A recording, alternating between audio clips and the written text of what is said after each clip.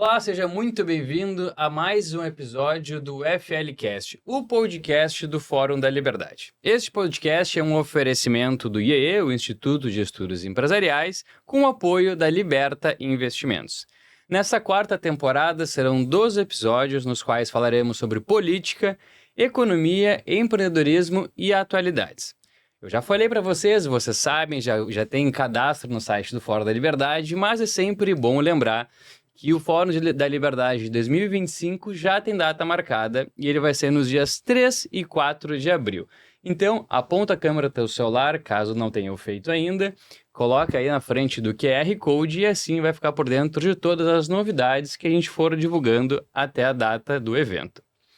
Esse episódio de hoje eu tenho certeza que vai ser possivelmente o de maior audiência, ou um dos de maior audiência, que a gente vai falar sobre política. E eu vou ter o prazer de dividir a bancada aqui comigo, meu colega do Instituto, João Tavares. Bem-vindo, João. Tudo bem contigo, cara? Boa tarde, Matheus. Tudo certo? Primeiro agradecer a presença do nosso convidado, desse convidado. E vamos lá, esperamos fazer um ótimo trabalho e um ótimo podcast. Tenho certeza que faremos. Então, já que o assunto é política e autoritarismo, eu acho que não teria pessoa melhor para comentar sobre esse assunto.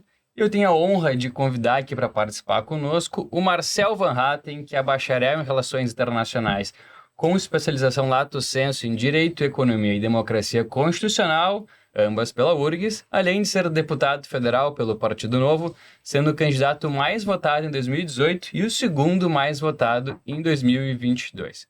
Marcel, seja muito bem-vindo. Tudo bem contigo? Tudo bem comigo. Prazer estar contigo aqui, Matheus, também com o João. Muito bom falar aqui no podcast do Instituto de Estudos Empresariais. Ó, chegou o cafezinho aí. Agora sim. Agora sim. Sobre política e autoritarismo. Aliás, quando ele disse que não tinha ninguém melhor para falar sobre isso, espero, porque não acho que eu sou autoritário ou algo assim. O café eu pedi, por favor. Muito pelo contrário, muito pelo contrário. Bom, inclusive tem mais um aqui. Quem mais vai tomar café aí? Eu tomo um se tiver. Faltou pra ti. Não, eu tô bem. Tá bem? Então tá bom. Olha só. Então, já que o café não foi nada autoritário, né? Foi voluntário aqui, né? Das pessoas que nos ajudam. Mas não tem café grátis. Não tem café grátis, né? Nem almoço, nem café. Deve ser o patrocinador. Bom, vamos lá então. Vou convidar o João aqui para começar já com as nossas perguntas de maneira voluntária, né? Não que eu esteja te forçando a fazer a primeira. Bom, Marcelo, eu acho que um tema que está em voga agora, né? Até demos, digamos, sorte das datas, foi teu indiciamento, né, pela Polícia Federal. Então eu queria te perguntar, né, se tu acredita que isso representa uma tentativa, né, de intimidar a oposição, né? E também desestimular que outras pessoas tomem atitudes semelhantes, se posicionem assim fortemente. O que tu acha disso? Não tenho a menor dúvida que o intuito principal é de intimidar, é de ameaçar, constranger e de calar. Não é o de punir. A eventual punição, nesse caso uma condenação criminal, né, que estão tentando me penalizar com essa tipificação, né? Ela tem consequências, mas realmente o objetivo maior é tentar fazer aquilo que já conseguiram fazer com outros parlamentares, inclusive. Depois que eu fui indiciado, eu vi de vários colegas que também tiveram processo contra si, mas a maioria não se manifestou como eu fiz, né, desde o primeiro momento, com a indignação que muitos acompanharam, com articulação, inclusive, até junto ao Senado da República, as lideranças da oposição de lá, obviamente também as lideranças da oposição da Câmara, ao presidente da Câmara, Arthur Lira. Então, quer dizer, tentam fazer uma intimidação para que a gente se cale, né, para que a gente pare de falar sobre o que incomoda quem tem poder. E nesse caso específico, eu tratei de um tema que incomoda demais ao Alexandre de Moraes, demais a Polícia Federal, que é a utilização de dados falsos, e que é possível, inclusive, que a própria Polícia Federal ou o policial federal Fábio Schor, que eu denunciei na tribuna, já soubesse que os dados eram falsos. Eu digo que é possível porque ainda não houve uma explicação convincente sobre por que a Polícia Federal afirmou que Felipe Martins tinha saído do Brasil para acompanhar Jair Bolsonaro no final de 2022 utilizou essa informação que não era verdadeira para mantê-lo preso. Não houve uma explicação convincente ainda sobre como aconteceu essa fraude lá no CBP americano, né, no Customs and Border Patrol, que é quem dá a entrada de qualquer pessoa em território americano, e essa entrada do Felipe Martins foi fraudada, né? Então, não se sabe ainda exatamente quem fraudou. O que a gente sabe é que essa informação falsa foi o que justificou durante 6 meses a prisão de Felipe Martins. Eu denunciei isso na tribuna da Câmara dos Deputados, eu falei que era um absurdo, disse coisas muito pesadas, inclusive, sobre o próprio delegado e o seu trabalho, mas eu estava na minha função de parlamentar, em primeiro lugar, eu tenho imunidade para isso. Se eu não puder usar a tribuna da Câmara como último recurso, ou última trincheira da democracia representativa, a tribuna da Câmara já não serve para mais nada. Ela serve justamente para que um deputado, ou um senador, um parlamentar, no caso, possa, sem medo de ser eventualmente processado, para que esse deputado ou senador possa falar aquilo que pensa, denunciar aquilo que entende que precisa ser denunciado. É um direito que assiste à democracia desde 1689, com Bill of Rights na Inglaterra. Então, aquilo que eu fiz na tribuna incomodou esse policial federal, a Polícia Federal como um todo, que decidiu abrir uma investigação contra mim. E isso é também tão grave quanto ao próprio ferimento da imunidade parlamentar. Porque uma coisa é ferir a imunidade parlamentar no sentido de perseguir um parlamentar, perseguir um deputado, investigar um deputado pela denúncia que fez, em vez de investigar a denúncia feita. Né? Outra coisa que é super grave é uma inversão de valores total. E a segunda coisa que é super grave é a própria Polícia Federal, que foi, por meio da denúncia de um dos seus membros, né, a instituição que estava ali no meu discurso sob suspeita, decidir retaliar investigando quem denunciou. Então são duas coisas muito graves. Um ataque à imunidade parlamentar e outro o corporativismo de uma instituição que não poderia estar fazendo o que fez contra o parlamentar sob nenhuma hipótese. E, nesse caso específico, ainda tentando uma autodefesa, uma defesa de um de seus membros que, eu tenho toda a evidência para isso, não agiu bem no curso desses processos que ele tem relatado, né, como, ou criado relatórios como delegado da Polícia Federal. Eu acho que de certa forma, é o acusado tentando acusar o outro, né? Então, ele como agente da Polícia Federal que eventualmente não ajuda da maneira correta, está tentando usar a voz, né, que a instituição representa, ou o cargo que ele ocupa, para fazer uma ameaça, né, a tua liberdade de expressão, né?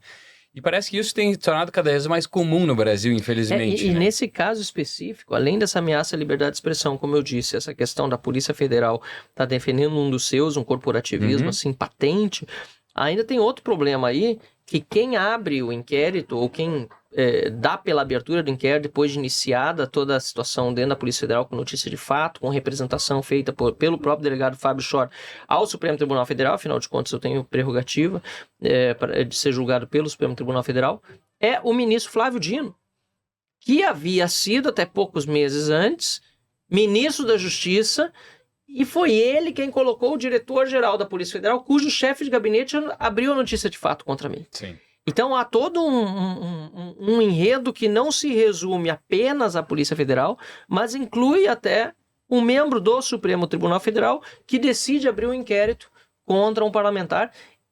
E esse membro do Supremo Tribunal Federal já foi deputado, já foi governador também, mas já foi senador, ou seja, já foi parlamentar, e ele sabe que a imunidade material ela é presente na Constituição, ele deveria defendê-la, e não na abertura do inquérito dizer que, em tese, talvez o deputado Marcel Van Hatten tenha se excedido e abusado da sua imunidade parlamentar. Isso não existe. Há uma previsão desse abuso? Não existe. Ponto, né? Na verdade, a Constituição, ela falava que os deputados eram invioláveis por suas opiniões, palavras e votos, e depois ela foi emendada, se não me engano, em 2001, para incluir a palavra quaisquer de suas opiniões, palavras e votos, e ainda se incluiu civil e criminalmente. Sim, ou seja, Te né, dando mais respaldo ainda.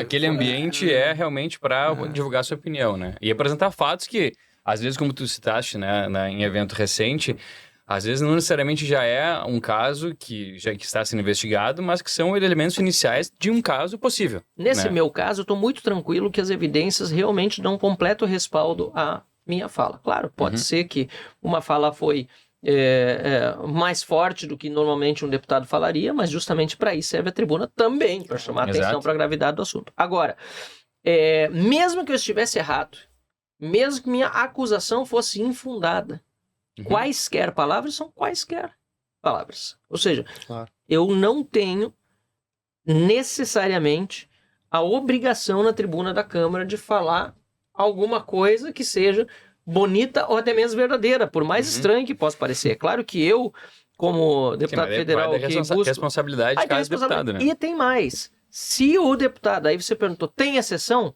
Até tem. Desde que quem julga essa exceção sejam os pares, o Conselho Sim. de Ética, um deputado, por meio de um partido político, abra um caso contra outro parlamentar, que se julgue eventualmente ofendido, algo assim, e daí o Conselho de Ética vai avaliar. E na maior parte dos casos, também o Conselho de Ética arquiva. São os freios e contrapesos, né? Não é tolir a liberdade da pessoa, mas se ela usou errado essa liberdade, né? Usar de alguma forma de uma repressão com relação a isso, né? E nesse caso a gente vê toda a engrenagem do sistema, né, do Estado funcionando, né? Como tu disse. O Flávio Dino, ele era o ministro, ele indicou o delegado da PF, então tu vê que vai tudo meio que se encaixando, né? Então a engrenagem do Estado funcionando para oprimir e tentar, né? Silenciar. A gente vê que o Estado não é só eficiente em cobrar imposto, mas também em Exato. perseguir. Marcelo, deixa eu aproveitar desse assunto, mudar de assunto, mas falar da mesma coisa, vamos dizer assim. Acho que entrando rapidamente na questão do 8 de janeiro, acho que não é para ser o grande foco aqui, a gente tem várias pautas, mas acho que foi essa semana já, ou na semana passada, a gente está aqui início de dezembro gravando esse episódio, a defesa de Bolsonaro pediu novamente para que Alexandre de Moraes não fosse o juiz que julgasse, né, os fatos tanto dessa possível investigação de golpe, quanto a questão de 8 de janeiro, por ser uma das pessoas envolvidas, né, no meio do processo. Tu acha que ele vai conseguir fazer essa retirada, né, do Alexandre de Moraes, né, de julgar esse processo? A situação é absolutamente esdrúxula. Eu estava pensando hoje sobre outro caso de um general, um desses que foi preso também por supostamente ter arquitetado o plano de matar Alexandre de Moraes. Sim. Que estaria desesperado na cadeia, que está numa situação muito ruim, né, com medo do que possa acontecer com seus familiares. E ele pediu para ser transferido para Brasília. Eu não sei onde ele foi preso, mas ele não está no Distrito Federal. E quem vai julgar ou quem vai decidir sobre a transferência dele para Brasília é o Alexandre de Moraes. Isso não está certo. Pois é. Não importa o que a pessoa tenha ainda feito. mais que ele é general, então ele deveria ser julgado, talvez, pela esse é um outro problema ainda que vai dar muito pano para manga, né? A forma como as prisões estão sendo feitas. Agora, os militares que estão no comando são absolutamente subservientes ao poder. Sim. Né? Ao Lula e ao Alexandre de Moraes. Eu deixei isso bem claro numa intervenção na Comissão de Relações Exteriores, onde estavam os chefes das Forças Armadas. E assim, foi vergonhosa a reação do general Tomás diante das coisas que eu falava. Assim, imaginar que um general desse vai liderar uma tropa numa eventual guerra é ter certeza da derrota. A gente viu nas enchentes aqui, né? Pois é. Nós tivemos muitos problemas, inclusive, não da parte da tropa, que muitas vezes estava super bem intencionada, mas por parte justamente de uma falta de comando, falta total, né? Uma desconexão enorme. Então, voltando a esse caso específico desse general, vocês imaginam, ele supostamente tentou matar Alexandre de Moraes. Ele está preso fora do seu estado e quer ser transferido para Brasília. Alexandre de Moraes é quem vai decidir sobre a sua transferência. Alexandre de Moraes sabe, inclusive por meio da imprensa agora, que ele está desesperado. O que uma pessoa como Alexandre de Moraes, que supostamente tentou ser assassinada por outra, vai fazer com essa pessoa? Vai tentar, infelizmente da natureza humana, na maior parte das pessoas, fazê-la sofrer o máximo possível, vai tentar se vingar dela. Como essa pessoa pode ser relatora desse seu processo? Isso é um absurdo, é um absurdo. Como é que vai tirar o viés, vai contra né, da a natureza condenação? humana, vai contra o mais básico direito ao devido processo, né? Inclusive a presunção da inocência da pessoa, né? Porque a pessoa que, repito, supostamente foi alvo de uma tentativa de homicídio, ela, por natureza, vai ter essa reação. Não, ó, você tentou me matar, agora eu vou te dar o troco. É muito ruim, a situação não pode perdurar, e isso vale para o general, isso vale para o Bolsonaro, isso vale para qualquer pessoa, né? Isso vale inclusive para mim, no caso do indiciamento, que foi a mesma coisa, foram policiais federais, né, defendendo um colega e, no fundo, defendendo todo esse modus operandi que se instaurou no Brasil. E no meu caso, a gente vê também uma repetição dessa tentativa de a mesma pessoa ser suposta vítima, ser investigadora, ser julgadora, né? Uhum. E não tem instância recursal, né? Não tem quem recorrer. Já começou na última instância, né? Exato. É um negócio que não faz sentido nenhum, né? Então, essa questão aí do 8 de janeiro, ela traz muitos casos graves de completo desrespeito ao devido processo legal. Eu tenho dito sempre, quem quebrou precisa pagar pelo vandalismo cometido, porém, todos os que vandalizaram, pela notícia que nós temos do tempo que passaram presos, já passaram muito mais tempo presos e muito além, já cumpriram uma pena muito além do que outras tantas pessoas que já vandalizaram no passado, obviamente mais na esquerda, mas não importa, é de esquerda ou de direita, tem que pagar pelo crime igual, que né? cometeu. Agora, muitas pessoas não cometeram crime nenhum. O próprio Clesão, que faleceu na Papuda, nós estamos falando de uma pessoa que 10 meses depois de ser presa, falece dentro da Papuda, quase 2 meses depois do Procurador-Geral da República ter pedido a soltura e o Alexandre de Moraes não ter despachado, e essa mesma pessoa ela chegou no 8 de janeiro lá no Senado da República depois de ocorrido todo o vandalismo. Ela saiu da casa dela, né, o Clesão saiu da casa dele, da empresa dele, lá na Ceilândia, ou não é na Ceilândia, mas é numa cidade satélite, perdão, vai para a Praça dos Três Poderes, porque vê na TV aquilo tudo e vê, puxa, uma manifestação, vou lá. Chega lá, já terminou, e é longe o lugar de onde ele saiu. Sim. Eu tive, inclusive, onde foi inaugurada agora uma avenida com o nome dele. Chega lá, já com o vandalismo tendo ocorrido, é instruído a entrar nos prédios, inclusive pela segurança do Legislativo, para se proteger, porque...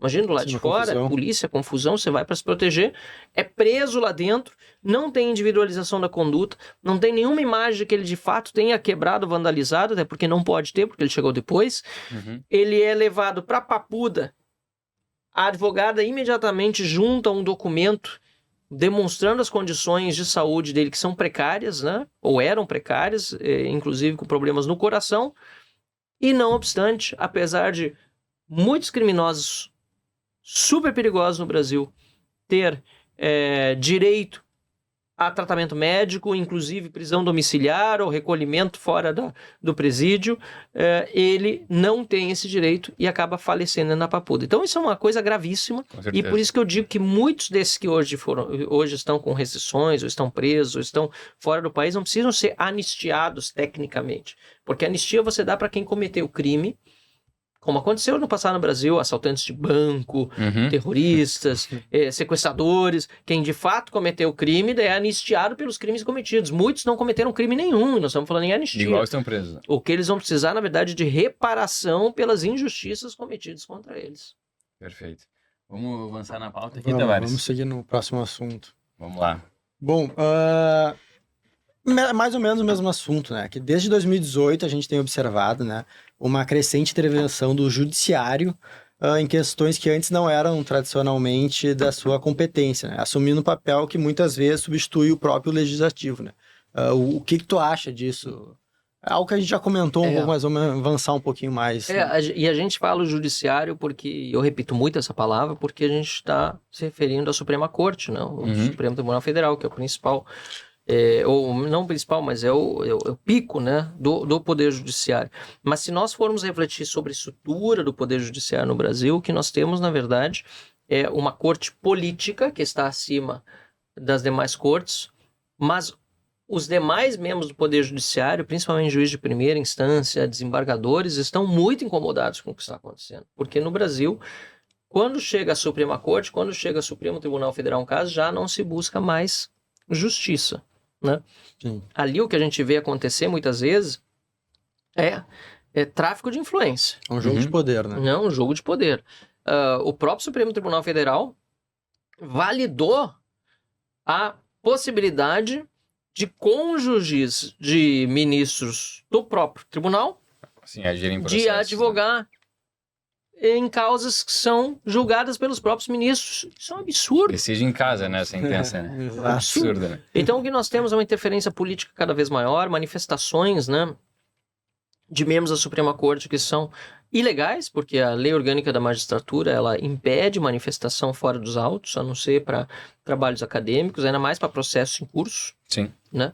É algo que é muito respeitado em várias outras instâncias do judiciário brasileiro. Tem muito juiz correto, desembargador correto, que não fala nada, que não se manifesta. E os incorretos, aqueles que deveriam dar exemplo, eles, na verdade, por se manifestarem ilegalmente, mas livremente, não têm também oposição dentro do Poder Judiciário, pelo menos não pública. Uhum. E isso gera mais poder para eles, porque eles têm crescido nessa intervenção indevida sobre outros assuntos que não são os deles. Né? Isso vale para a Câmara dos Deputados, para o Senado da República e também para o Executivo. Há uma interferência enorme, o STF criando política pública, Exato. o STF legislando. Uhum. Né? São duas coisas que não cabem à Suprema Corte. Marcel, mas assim, acho que por um lado, tem um papel também do legislativo que, na minha opinião, entra em várias esferas do executivo. Como, por exemplo, a questão das emendas do relator. Né? Uma boa parte do orçamento público hoje ela não pertence mais ao executivo e pertence ao legislativo. Né? Avançando mais um exemplo, hoje saiu uma reportagem na Brasil Journal de uma proposta, né, de emenda à Constituição, de uma PEC, sobre corte de gastos. Certo. Né? Que, na minha opinião, está perfeita. A PEC, ela sugere a desvinculação do gasto com saúde e educação da receita tributária e faz cortes mais profundos, inclusive, né, no aumento do salário mínimo apenas pelo IPCA, não tendo um aumento real. Acho que a PEC está correta. Mas essa, em tese, deveria ser uma preocupação do executivo. Então, assim, uma vez que o judiciário está entrando na seara do legislativo, será que o legislativo está sendo empurrado por executivo? Qual que é a origem, né, desse movimento aí que parece que cada um faz o que não deveria ser o seu papel? Não, o legislativo tem função, sim, de legislar. Então, no vácuo do governo, ou se o governo está legislando mal, o legislativo pode legislar diferentemente. E, aliás, é um papel nosso e é uma coisa que a gente já percebeu que o próprio Arthur Lira e o Rodrigo Pacheco, os dois, como presidente da casa, fizeram suas críticas ao pacote caminhado pelo Lula, que realmente era uma piada, né? Sim. Separando o que era corte de despesa, né, A reforma da renda. Da né? reforma da renda, por exemplo, né? Que vai reduzir receita. Né? Então, eles já fizeram um papel nesse ponto, mas, obviamente, ainda assim, não é suficiente. Quanto à questão do orçamento, eu concordo que muito do orçamento hoje está na mão do legislativo e, pior, sendo decidido sem os critérios que se exigiria de uma peça orçamentária que precisaria ter foco em eficiência na aplicação dos recursos para políticas públicas bem desenhadas, né, e com transparência. Isso não há hoje na maior parte das emendas parlamentares, até porque vocês imaginam, tem 513 deputados federais, não vou nem entrar na questão de utilização, infelizmente, desse recurso que acontece muito, para fins unicamente político-eleitoreiros ou para fins de corrupção. Exato. Eu estou falando de quem ainda tenta fazer a coisa certa. Nós temos 513 deputados federais. Imagina que cada um desses 513 tem quase 40 milhões de reais só de emendas impositivas individuais para decidir onde enviar. E essa decisão ela ocorre sem nenhuma exigência de critério técnico. Exato. A única exigência é que 50% vai para a saúde. Eu faço diferente porque eu faço um processo seletivo e os prefeitos ou hospitais, dentre outras instituições que pedem recursos no gabinete, sabem que tem edital, que precisa encaminhar o projeto para ser avaliado. Sim, que existe um processo. Existe um processo. Agora, claro, ainda assim, a nossa avaliação, ela é feita por nós mesmos do gabinete, às vezes com uma assessoria externa voluntária, mas não é algo que é comparável a uma estrutura que um governo federal tem por meio de seus quadros técnicos, seus ministérios, assim por diante. Isso porque tu te preocupa, né? Isso porque eu me preocupo, porque eu sei que esse recurso ele precisa ser bem aplicado na ponta. Uhum. Então não é contra o deputado indicar. Eu acho que sim, o deputado ele conhece as realidades na ponta. Uhum. Não é uma especificidade do Brasil. Na verdade, o controle do orçamento foi o que deu origem ao surgimento dos parlamentos. Concordo. Né? Então, foi isso que aconteceu na Inglaterra. O orçamento era do rei, né? E o parlamento, formado pelos burgueses, que eu costumo dizer, são os maiores revolucionários para o horror dos marxistas, né? Porque eles que revolucionaram a política no sentido de dizer, ó, chega do rei gastar do jeito que ele queria, agora nós vamos passar a cuidar do orçamento aqui na Câmara ou no Senado, na House of Lords, né? Uhum. E esse modelo se espalhou no mundo todo, então é função principal do parlamento cuidar do orçamento. Não acho errado que o parlamentar tenha uma margem para destinar alguns recursos que ele acha interessante para suas bases. Agora, isso tem que ser de forma transparente, de forma eficiente, em comissões de orçamento que funcionam, que não é o caso no Brasil, e de uma forma mais módica. Hoje no Brasil é assim, como você disse, uma grande parte do recurso livre para investimento está na mão dos parlamentares. Exato. E o governo federal praticamente não tem esse dinheiro. Então, para fazer grandes investimentos, o governo tem que, às vezes, até pedir para os parlamentares indicarem das suas emendas para as pastas respectivas. Por outro lado, isso é uma discussão complexa, ampla, grande. Por outro lado, nós sabemos que o interesse do atual governo não é ter o dinheiro que hoje está nas mãos dos parlamentares para fazer boas políticas públicas. Uma grande parte do interesse do Lula, em particular, é voltar à política do toma lá da cá que ele tinha nos 2 primeiros mandatos. Sim. Ou seja, eu pago a emenda para o deputado, mas eu quero decidir se ele realmente vai ter o dinheiro empenhado, executado ou não, a depender de como ele vota, se ele vota comigo no governo ou não. Então, essa era a política, exatamente. Sim. E essa política, a partir do governo Bolsonaro, principalmente, se acabou. No governo Dilma foram as emendas impositivas, e depois no governo Bolsonaro se ampliou, além das emendas impositivas, o tal do orçamento secreto, emenda de relator, emenda de comissão, que a despeito de ser pouco transparente e de não ter vinculação direta com política pública, são emendas que estão na mão do parlamento sem que haja, ou pelo menos não se espera que haja essa interferência do Poder Executivo. Por outro lado, e para concluir, eu nunca recebi um centavo dessas emendas. Por outro lado, a gente sabe que, no fundo, o poder de fogo para decidir se o parlamentar recebe ou não esse dinheiro não está mais no Executivo, mas está na mão do Lira, ou do presidente da Câmara, antes do Maia, inclusive, e do Rodrigo Pacheco, talvez antes agora do Davi do Mota. Talvez, presidente do Senado. Então, na verdade, eles controlam uma boa fatia do orçamento e os deputados e senadores votam de acordo com a vontade deles. Perfeito. Acho que concordo que, vamos dizer assim, isso tem se ampliado com o passar do tempo, né? Mas acho que me parece muito isso como a própria fragilidade que o governo executivo, né, que o executivo tem tido em sustentar suas ideias e colocar em prática aquilo pelo qual ele foi eleito, né? Exato. Então, acho que essa dificuldade na articulação que faz com que talvez a Câmara, né, e o Senado tenham ganhado espaço, né, ao longo do tempo, né? Mas acho que vamos para uma próxima pergunta aqui, que tem um tema que a gente vai fazer já vai tentar fazer uma futurologia aqui. Vamos lá. Bom, nas últimas eleições, né, a gente viu, foi notório para todos, que a esquerda ela acabou perdendo força, né? Eu peguei um dado aqui que foi o pior desempenho em capitais desde 1985 e o menor número de prefeituras, no geral, né, desde 2004. Enquanto houve um fortalecimento, né, do centro, principalmente, e da direita também, que cresceu bem.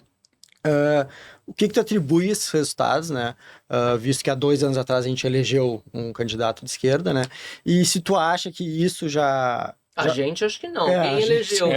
A gente, país, elegeu. Acho que ninguém nessa sala. Sociedade. E qual a tendência tu acha para as próximas eleições, né, 2026? Tu acha que isso tá pavimentando um caminho, talvez, para a direita conseguir vencer essas eleições. Não, cara, sem a menor dúvida. Na verdade, eles estão bem desesperados com isso. Eles, eu digo, tanto o PT e o Lula, como o establishment, né? O sistema. Acho que essa é a melhor palavra. Né? Por quê? Porque eles estão vendo que, apesar de tudo que tentaram fazer de novo, tirar o X, porque o X foi bloqueado por fins político-eleitorais. Total. É óbvio. Né? Aquela briga toda com o Elon Musk, aquilo lá foi Uma pataquada, né? uma pataquada, um absurdo, para tirar o X do processo eleitoral. Bom, estão muito preocupados, estão vendo que a direita está muito fortalecida, e a direita se fortalece em cima do quê? Sim, em cima de valores, em cima de princípios que são majoritários na sociedade brasileira e que muitas vezes não são bem, eu diria, comercializados pelas forças de direita, seja as liberais ou conservadoras, porque o discurso de esquerda, apesar de intrinsecamente irracional, ruim, ele é muito mais vendável, né? Eles conseguem fazer uma comercialização muito melhor. Mas além desse fator do discurso ser muitas vezes mais aprazível, digamos assim, o discurso de esquerda e a direita está começando a aprender a fazer isso de uma forma muito melhor também. Além desse fator, nós temos também o desastre que está sendo o governo Lula. Né? O desastre. Quantas pessoas vocês mesmos ouviram no círculo próximo dizendo que estão desistindo do Brasil? Vários investidores dizendo que de uma semana para cá, principalmente, que parece que começaram a acordar para a situação do Brasil quando finalmente apareceu o tal do pífio pacote de corte de gastos, dizendo, estamos parando com os nossos investimentos. Um empresário no setor importante no Brasil, importante porque ele mesmo me disse que são mais de 100 mil empregos no país. Eu encontrei ele no aeroporto de Brasília na minha última vinda para cá, e ele estava justamente na fila, terminando um call com colegas da empresa, que são investidores ou que têm contato com investidores, terminou a ligação e disse, acabou. Todos os investimentos que nós tínhamos previstos estão cancelados no Brasil depois desse pacote apresentado. Estou falando só de um setor com mais de 100 mil postos de trabalho no Brasil, imagina como está se refletindo nos outros. Então, os erros da esquerda, ou talvez não erros, as intenções da esquerda, porque no fundo a gente que acha que todo mundo está no poder para fazer o melhor, pelo menos a gente tem essa expectativa, quase ilusão, a gente fala de erros, mas na verdade são intenções. Sim. Porque a esquerda está aí para realmente destruir, se for olhar à risca, o manual marxista, destruir a economia atual para substituí-la por sabe-se lá o quê? Pela ditadura do proletariado, que é o que dizia Marx era a finalidade da sua revolução. E é nisso que uma boa parte desse povo que está em torno do Lula, principalmente nesse governo atual, diferentemente dos dois primeiros, uma boa parte desse povo que está em torno do Lula são os mais radicalizados, que é a turma que ficou com ele até o fim, enquanto ele estava preso, que, enfim, fizeram com que ele voltasse não como o paz e amor, né, mas o ódio e rancor que ele demonstra. Então, não há intenção, esqueçam, não há intenção desse governo de recuperar de fato a economia. Né? Se houver alguma recuperação, vai ser por meio de iniciativas legislativas. E aí, respondendo ainda a tua pergunta, tentando não fugir, porque tá difícil, tô falando demais, mas isso vai impactar sim nas eleições de 2026. Já está impactando. Eles sabem que todas essas ações deles estão refletindo muito mal para uma boa parcela da população, principalmente aquela que tem menos dinheiro no bolso, porque quando começa a disparar o preço dos alimentos, a pessoa vai no supermercado e já não compra mais a mesma coisa que comprava no mês passado, e no mês seguinte provavelmente vai comprar menos ainda, vai se criando um clima terrível, né? Uma bola de neve, como aconteceu no governo de Dilma, lá atrás, e que levou no fim ao impeachment dela. Acho que do ponto de vista econômico é bem isso, né? Por mais que o número de assistencialismo, né, via INSS, de pensionista por doença, ou outros mecanismos tenha aumentado bastante, o que isso reflete numa menor taxa de desemprego, por uma vez se o cara está recebendo assistência, ele foge da estatística do desemprego.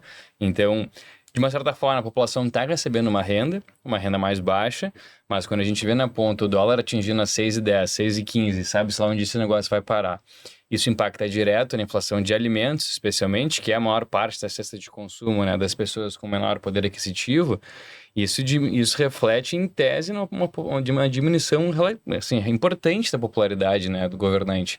Então, acho que isso vai, né, naturalmente vai ficar cada vez mais impactante ao longo dos próximos 2 anos, né? Se talvez a eleição fosse hoje, o resultado acho que poderia ainda tender, talvez, ainda para um lado, né, do atual presidente, mas daqui a 2 anos, a minha percepção é que a gente pode ter uma pior significativa nesse quadro, e aí acho que realmente o cenário pode ser outro, né? Não sei se concorda. A última pesquisa que saiu da Paraná Pesquisa já dava o Bolsonaro na frente do Lula, né? É claro que é contingencial, é claro que é algo de agora, de poucos dias atrás, estava 38 a 34, algo assim, né? Muito próximo da margem de erro, mas concordo com você. Esse desgaste tende a acelerar a queda da popularidade do Lula. A diferença dele com a Dilma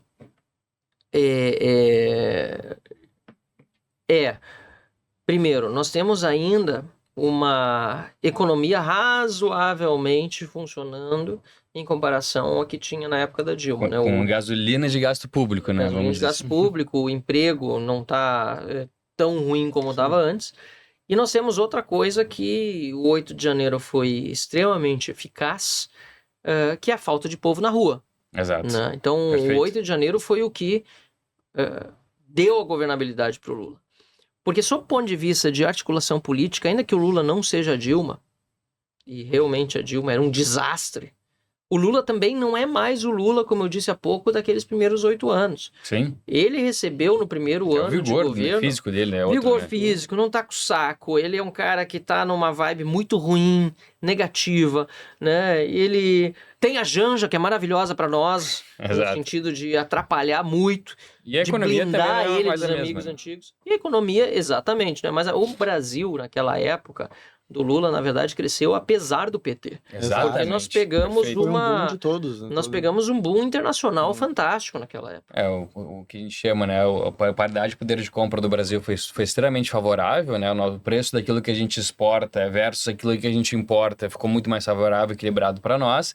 E a gente tinha um país com uma dívida pública muito menor do que se tinha hoje, com superávit acumulado ao longo do tempo, o que é diferente do que a gente está agora, né? Então, só para contribuir no teu raciocínio, porque acho que está totalmente correto. Não, né? E ainda tem um aspecto geopolítico muito importante do Brasil conseguir se aliar sempre ao lado errado. Né?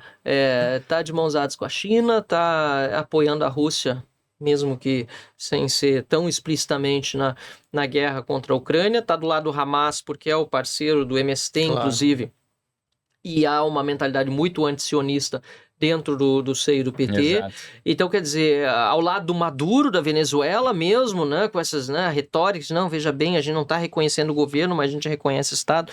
No fundo, eles estão contribuindo para a permanência daquele governo ditatorial. A gente não vê nenhuma posição forte. Nenhuma posição forte contra esses absurdos, se alinhando ao que há de pior, enquanto a Argentina, com Milei, tem a moeda mais valorizada, vis-à-vis o real, que é a menos valorizada desse nosso ano agora, e com a iminência da posse do Donald Trump nos Estados Unidos, que já vai ser outra virada de chave importante nesse contexto internacional. Então, há uma tempestade perfeita aí sobre o Lula, né, e que certamente vai levar nos próximos 2 anos a uma deterioração ainda maior da sua imagem. Bom, e seguindo aí nesse tema, né, de direita e esquerda, a gente vê, tu falou do Milei, falou do Maduro, a gente vê na América do Sul aqui, né, uma constante alternância de poder, né, um ano vem uma eleição ganha a esquerda, outra ganha a direita, tá sempre mudando de mão em mão. Agora no Uruguai, né, a gente teve a eleição da esquerdista Yamandu Ortiz, apesar de o Lacalle Pou ter uma aprovação de quase 50%, eu tava dando uma olhada antes nas pesquisas de satisfações, ele teve sempre entre 45%, nunca passou de 50%, mas sempre uma aprovação muito boa. E mesmo assim a esquerda no Uruguai conseguiu ganhar. Então a gente vê muito presente, né, na América do Sul essa alternância de poder. Por que tu acha que isso acontece?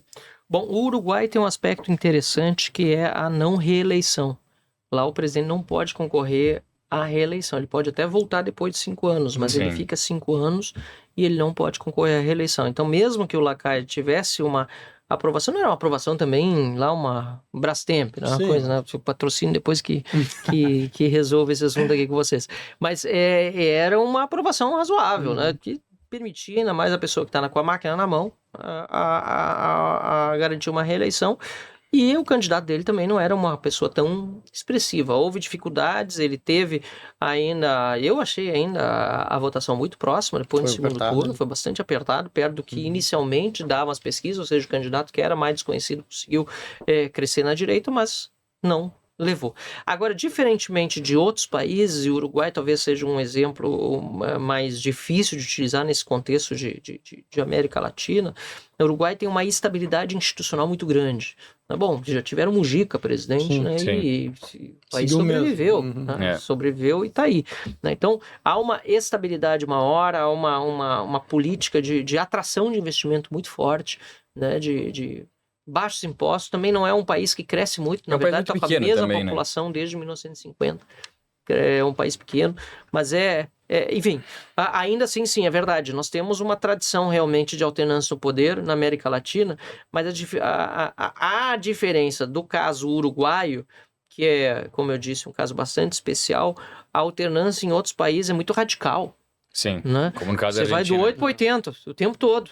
Né? É. E isso gera muita instabilidade no continente como um todo. O Mercosul foi inspirado naquilo que a União Europeia um dia foi lá no início, que também Sim, está com seus Também problemas já lá, né? Mas foi inspirado naquela união aduaneira, naquela união, naquela livre circulação de bens, serviços e pessoas, Uhum. né? Enquanto a União Europeia realmente se perdeu um tanto no meio do caminho, mas pelo menos aquilo que originalmente se pretendia permanece.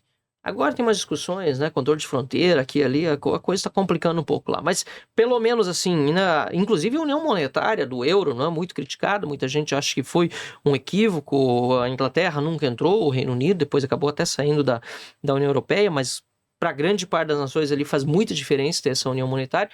Enquanto a gente teve a inspiração no modelo europeu, a gente nunca aplicou ele. É um absurdo, ainda mais para nós gaúchos. Se você alugar um carro aqui no Rio Grande do Sul e você quiser ir para Montevidéu, você vai ter que entregar ele no Chuí, no Jaguarão, sei lá, cidade da fronteira por onde você for. Uhum. Tem outras opções, obviamente. E alugar o outro lado da fronteira. Isso é um disparate, isso é um absurdo. Que tipo de união aduaneira é essa? Que tipo de livre circulação de bens, serviços e pessoas é esse? Então, essa mudança constante de governos nos prejudica, sim, muito, mas, por outro lado, talvez seja a hora de quando a gente está, eu me refiro a gente num modo lato sensu, né? Defensores do direito de propriedade, do livre mercado, independentemente se o presidente é mais liberal, mais conservador, ou mais populista, menos populista, mas quando a gente está no poder, talvez a gente tenha que tomar algumas medidas mais drásticas, como essa que o Milei está propondo, que talvez nos ajude, né? Talvez nos ajude, pelo menos, a refletir sobre o que, afinal de contas, está sendo o Mercosul. Está sendo realmente uma união boa para a nossa economia ou está servindo só para jogo de poder de tiranetes? Né? Concordo. E seguindo nessa seara aí do Milei, tu acha que o Brasil tem chance de ter o seu próprio Milei? Ou tu acha que se só ocorreu na Argentina devido à desgraça total, né? E aí eles, como último suspiro, bom... Se depender vamos de testar. desgraça total, nós estamos no bom caminho. Eu até complemento aqui, Tavares. Será que a gente está diante do novo Milei aqui Pois do Brasil? Teria o Marcel... Marcel presidente. Nossa. Bom, para deixar claro aqui, minha próxima eleição, 2026, meu foco é o Senado da República, né? A gente está trabalhando para isso.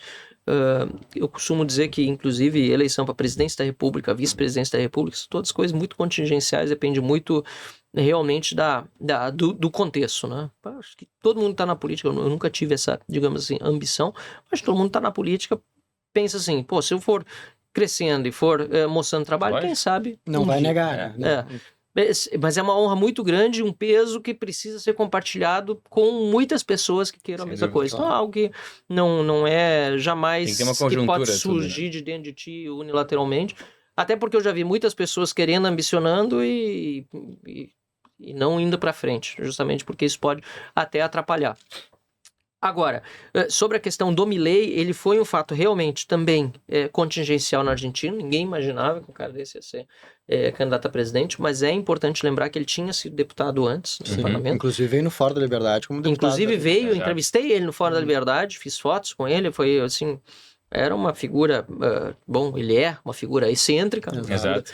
né, muito Peculiar. fora do padrão, peculiar, e isso chamou a atenção principalmente de uma juventude que estava precisando Uhum. de uma referência. Exato. Eu percebi quando fui lá na campanha, assim, o tanto de meninos mesmo, adolescentes, jovens, né, do lado de fora, esperando ele chegar com bandeira e gente se dizendo libertário, né, isso é algo que nós não temos no Brasil. Atraindo jovens para a política, né? Quer dizer, não temos. Me corrijo, temos, mas não no volume que eu vi lá. Sim. Né? A gente tem SFL, a gente tem os eventos, inclusive o Fórum da Liberdade, que traz muito jovem para cá. Uhum. Mas essa militância jovem orgânica, política, ou político-partidário, ou, né? Uhum. Uhum. Isso aí ainda está para ser visto. O Bolsonaro, ele tem não tenho a menor dúvida, ele é hoje o maior líder da direita no Brasil, uma capacidade de atrair multidões de todas as idades, né? Mas a gente vê que é um público, em grande parte, a gente frequenta os eventos de mais idade, não é que não Sim. tenha jovens, tem jovens, mas não no volume e na proporção como eu vi na candidatura do Milei. Aquilo foi um fenômeno, né? Tomara que a gente consiga encontrar isso. Nós temos algumas pessoas na direita que estão conseguindo mobilizar muita gente Sim. jovem também, né? Eu tenho participado de muitos eventos, falado com juventude, seja universidades e tal. Tem o Nicolas Ferreira, que está sendo também um fenômeno nessa área e está conseguindo comunicar muito bem pelas redes sociais com o público mais jovem. Então, quer dizer, existem sim caminhos que nos levem a uma mobilização mais orgânica da juventude, como aconteceu lá no Milei. Eu acredito que esse é uma das chaves para a gente vencer uma eleição presidencial no Brasil, mas o Brasil é um país um pouco diverso da Argentina, né? E aí, como você disse, começando pelo enunciado da questão, né? Lá era desgraça total, e aí só sobrou o Milei. Na verdade, Sim. nós estamos caminhando para desgraça total aqui também, né? Então, esse caminho rumo ao precipício está levando muita gente também a prestar atenção nas ideias da direita, de novo, como aconteceu durante o período do governo Dilma. Espero que a gente não faça o mesmo caminho, né? Que é chegar no precipício, se atirar e ir pro segundo precipício, pro terceiro, assim como a Argentina E aí fez. sim tentar um suspiro, né? Marcel, a gente tem, para se encaminhando aqui já mais para os finalmente do programa, uma dinâmica que a gente chama de ping-pong, né? Que a gente faz uma pergunta curta, com objetivo de respostas rápidas também, primeira coisa que vem na tua mente. Não necessariamente são perguntas fáceis, mas, né, elas são curtas. Vamos lá, Tavares. Vamos lá. Um livro que marcou a tua vida. Primeiro que vem na tua cabeça, assim. Eu costumo lembrar da Revolta de Atlas, porque foi muito importante para mim num momento difícil que era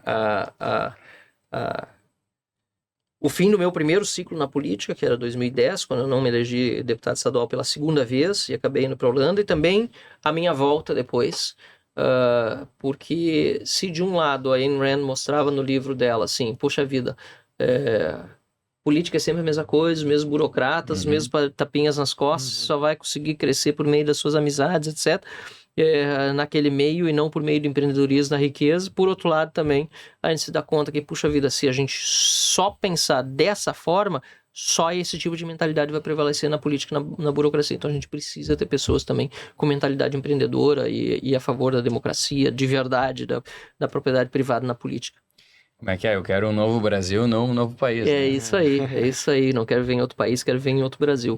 Exato. E, inclusive, esse artigo que eu escrevi sobre Ayn Rand está publicado num dos livros do Fórum da Liberdade, Legal. em que eu explico por que eu saí da política por causa de Ayn Rand e porque depois retornei por causa de Ayn Rand. Então, Legal. depois eu posso passar para botar na descrição aí o Excelente. artigo. Vamos colocar assim, com certeza. E um hábito que tu não abre mão.